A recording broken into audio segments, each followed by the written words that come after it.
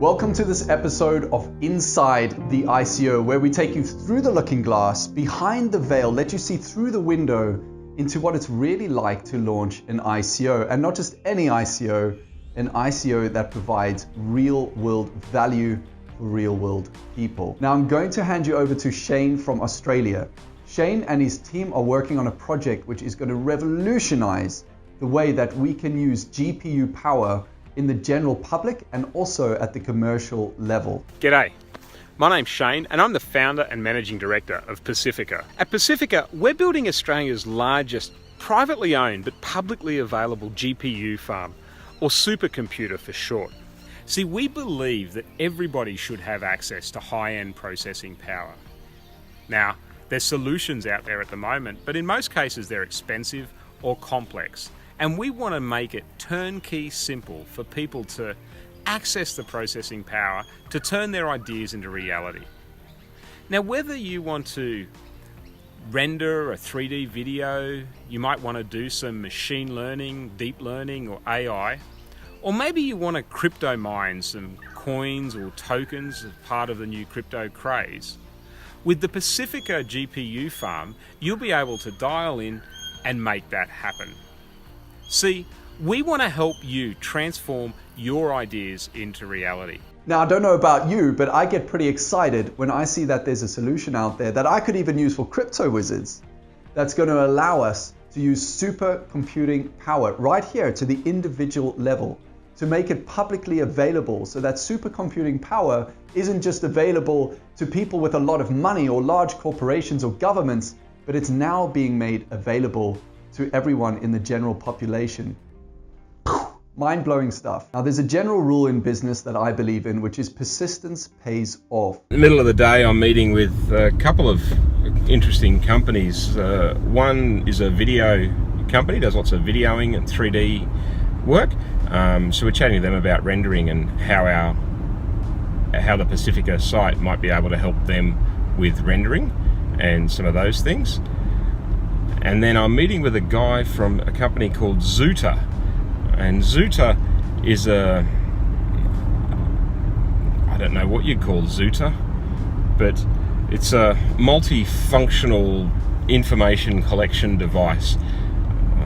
It'll look at things like weather and termites and vibrations and heat and moisture and all sorts of information that these probes can be placed all over the place and help, councils realize that power lines are going to fall over soon, or, farmers realizing that there's not enough moisture in the crop, or maybe even something like,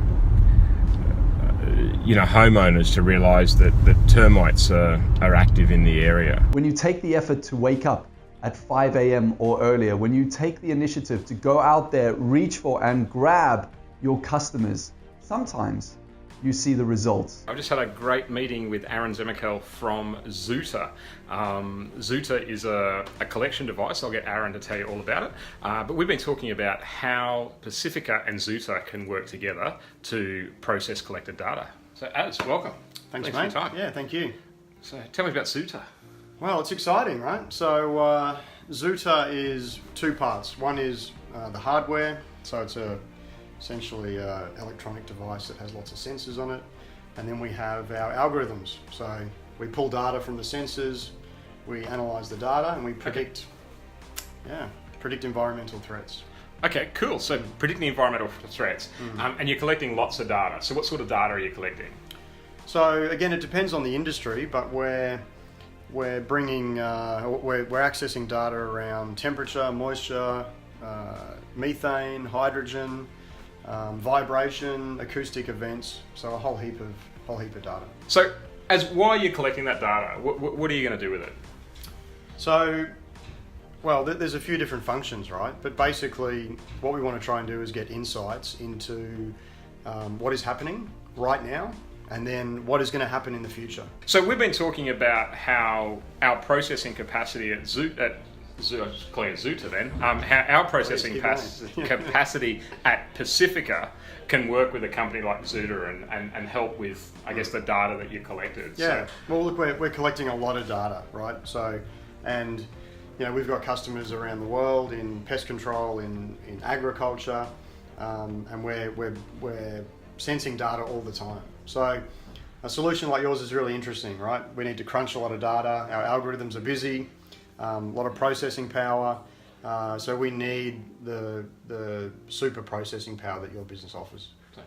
Fantastic. So as you can see, with things like the Paasifica supercomputer, as is data from Zuta, we can give really clear insights into what's going on, and maybe some predictive insights that can help with weather events or asset deterioration or a whole bunch of other things. So Aaron, thanks for your time today. Really appreciated your meeting. Really enjoyed learning about Zuta. And mate, look forward to working with you. Awesome. Thanks, Shane. On the project. Cheers. Now, Shane knows you're only as good as your team. He has gone out there to find an expert, Belinda from Brio, who can support him with the launch of the ICO. And together, they've been working on something called a pitch deck. Now, a pitch deck is simply a way to convey a message to potential shareholders or investors in your business. It's a way to send a message that says it is a no-brainer for you to invest your money in this because you're going to get a return, and this is going to have a positive, real-world impact on the world around us. Now, to do a pitch deck, you need financials and you need a message. You need graphics, you need charts, but really you also need a story. Now, something that I really like about Shane and his team is that we are very aligned in terms of where blockchain is heading.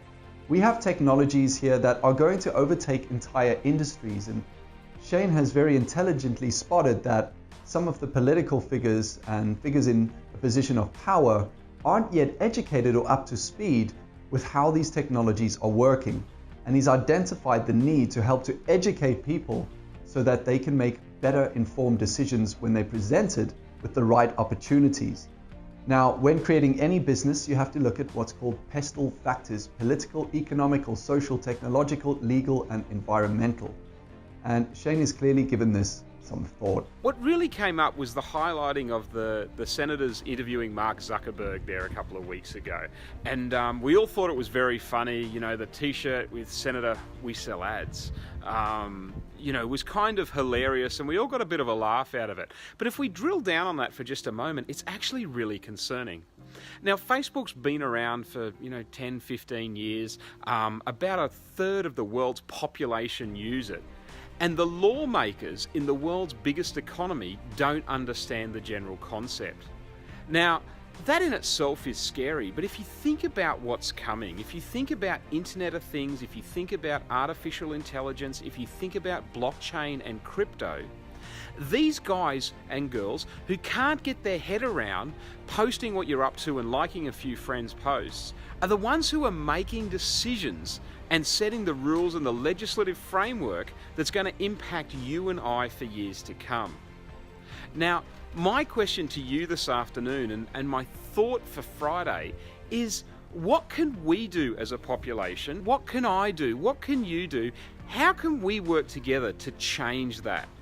What is it that we can do to try and educate the population, and particularly our lawmakers, so that we don't get left behind or have archaic laws when it comes to all these new and exciting technologies coming through? We've got a fantastic opportunity to look through the looking glass and support Shane on his journey to launching his ICO. If there are things that you are curious about, that you want to know about on the journey of how to create an ICO and successfully launch it, then make sure you post your questions and you ask questions, because we can be sure to include those on future videos. Obviously, if you want to be kept up to date with Shane's progress in this ICO, make sure that you subscribe. And if you really want to make a real world impact, share the video with your friends so that you can help to educate them. Until the next one, take care and talk soon. Thanks guys, thanks for dropping by.